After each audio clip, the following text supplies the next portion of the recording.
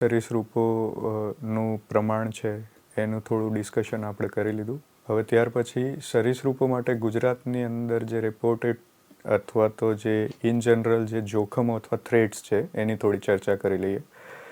તો પહેલો થ્રેટ જે આ ટાઈપના નાના જીવો માટે હોય છે એ છે હેબિટાટ ઓલ્ટરેશન અને હેબિટેટ ડિસ્ટ્રક્શન, એટલે કે આવાસોનો વિનાશ અને તેમાં ફેરફાર. એટલે આપણે એમ જોઈએ તો આ જીવો કેવું કે જંગલમાં એમની રીતના પોતાની રીતના રહેતા હોય છે, પણ ખેતી માટે અથવા ડેવલપમેન્ટની પ્રક્રિયામાં એમના હેબિટાટ જે છે એ જ છીનવાતા જાય છે. એટલે ઘણી સ્પીશીસો કે જેમનું ટોલરન્સ લેવલ આ બધા ચેન્જીસ માટે ઓછું હોય એ બધી સ્પીશીસો વિનાશને આરે છે. બાકીની જે સર્વાઈવ થઈ શકે અથવા જે એડેપ્ટેબિલિટી જેમની વધારે છે કે જે આવા બદલાતા વાતાવરણમાં પણ જીવી શકે એ સ્પીશીસો માટે એટલો વાંધો નથી. બીજી એક જે ડેવલપમેન્ટની સાથે સાથે રોડનું નેટવર્ક જે દેશમાં અને રાજ્યમાં બની રહ્યું છે એને લીધે રોડ કિલ્સ અથવા વાહનોની ટક્કરને લીધે સરીસૃપોનું જે મૃત્યુનો દર છે એ ખૂબ જ વધી રહ્યો છે.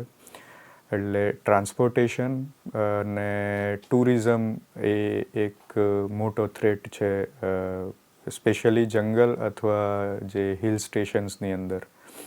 ત્યાર પછી ડિફોરેસ્ટ્રેશન અથવા વન નાબૂદી એ પણ હેબિટાટ અલ્ટરેશન અને ડિસ્ટ્રક્શનનો જ એક પાર્ટ છે, પણ એ પણ એક મોટો થ્રેટ જે રેપ્ટાઇલ્સ માટે જોવામાં આવ્યો છે.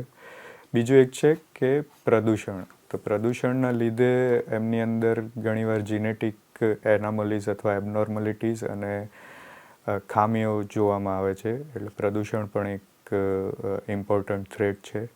ખેતી અને સિંચાઈની પદ્ધતિઓ, પેસ્ટિસાઇડ્સ, વીડીસાઇડ્સ કે જે પ્રાકૃતિક ખેતીની જગ્યાએ જે હવેની યાંત્રિક ખેતી અને પેસ્ટિસાઇડ્સનો જે ઉપયોગ વધ્યો છે એના લીધે ઘણી નાની સ્પીશીઝના સરીસૃપો ઉપર વિપરીત અસરો જોવા મળે છે.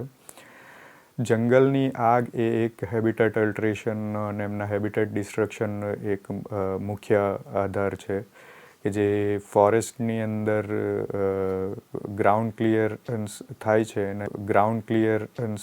છે એના લીધે ઘણી નાની સાઇઝની ગરોળીઓ અને સરીસૃપો ઉપર વિપરીત અસર જોવા મળે છે.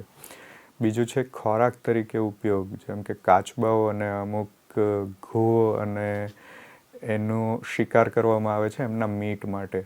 તો એ પણ એક થ્રેટ છે.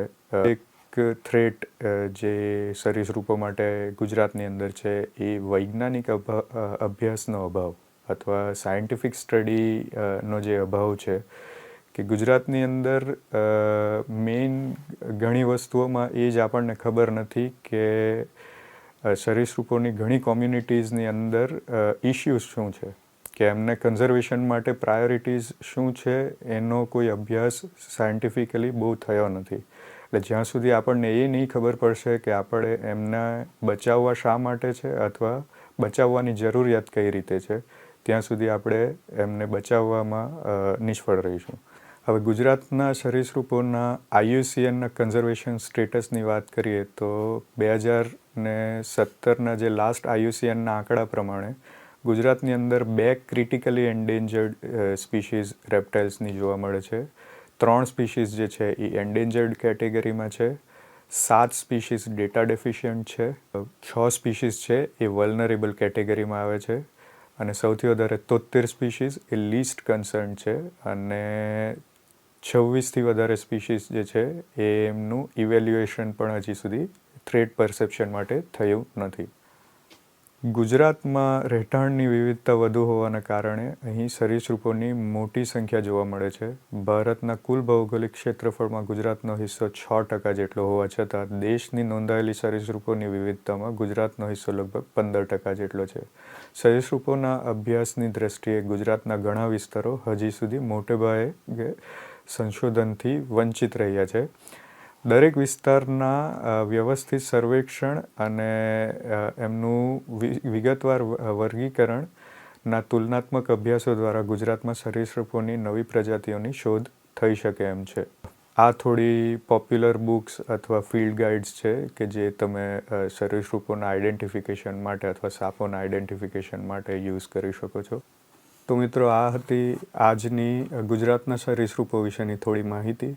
હું આશા રાખું છું કે તમને ઉપયોગી નીવડશે. આભાર.